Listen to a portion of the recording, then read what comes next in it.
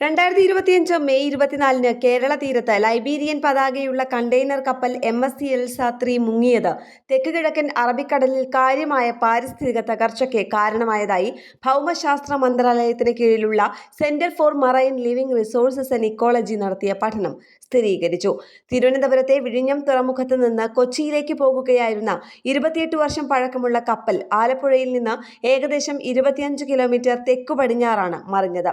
എല്ലാ ജീവനക്കാരെയും Indian coast ഗാർഡും നാവികസേനയും ചേർന്ന് സുരക്ഷിതമായി രക്ഷപ്പെടുത്തിയെങ്കിലും തകർന്ന കപ്പൽ ഇപ്പോൾ ഹൈഡ്രോ കാർബണിന്റെയും ഹെവി മെറ്റൽ മലിനീകരണത്തിന്റെയും തുടർച്ചയായ ഉറവിടമാണെന്ന് വിദഗ്ധർ പറയുന്നു.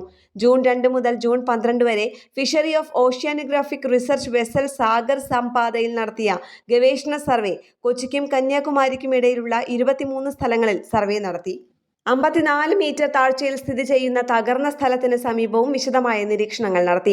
നാഫ്തലീൻ, ഫ്ലൂറിൻ, ആൻഡ്രാസിൻ, ഫിനാൻത്രീൻ, ഫ്ലൂറാന്തീൻ, പൈറിൻ തുടങ്ങിയ നിരവധി പോളിയോമാറ്റിക് ഹൈഡ്രോ കാർബണുകൾ ശാസ്ത്രജ്ഞർ കണ്ടെത്തി. സാധാരണയായി മനുഷ്യന്റെ പ്രവർത്തനം മൂലമുണ്ടാകുന്ന ഉയർന്ന അളവിലുള്ള നാഫ്തലീൻ കപ്പലിന്റെ ഇന്ധനാറകളിൽ നിന്നുള്ള ചോർച്ചയെ സൂചിപ്പിക്കുന്നു.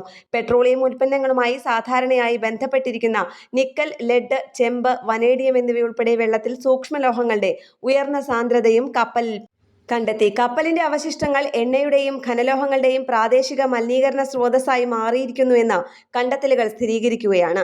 സമുദ്രജീവികളെ ഇത് സാരമായി ബാധിച്ചിട്ടുണ്ട്. വെള്ളത്തിൽ നിന്ന് ശേഖരിച്ച മത്സ്യമുട്ടകളും ലാർവകളും അഴുകുന്നതിന്റെ ലക്ഷണങ്ങൾ കാണിച്ചു. ഇത് ദീർഘകാല പ്രത്യാഘാതങ്ങൾ ഉണ്ടാവുകയും വിഷവസ്തുക്കൾ ഭക്ഷ്യശൃംഖലയിലൂടെ മത്സ്യങ്ങളിലേക്കും മനുഷ്യരിലേക്കും കൈമാറ്റം ചെയ്യപ്പെടുന്നതിനെക്കുറിച്ചുള്ള ആശങ്കകൾ ഉയർത്തുകയും ചെയ്യുന്നു. ന്യൂസ് ഡെസ്ക് കേരള പ്രണാമം.